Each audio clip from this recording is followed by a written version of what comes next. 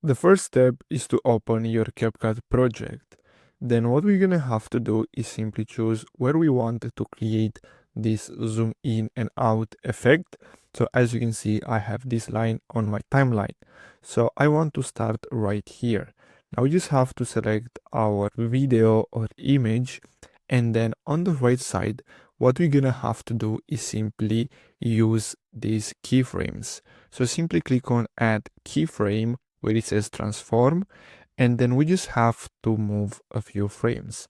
So I'm going to move a little bit, and then I can simply resize this image where I want to create the zoom in effect. Now, if we go back and we play now, as you can see, we'll have this zoom in effect. So if you want to create a zoom out, we just have to do the same thing. So we just have to select the keyframe, then simply move a few frames, and then we just have to scale this up again. So we just have to make sure it's resized to the original size.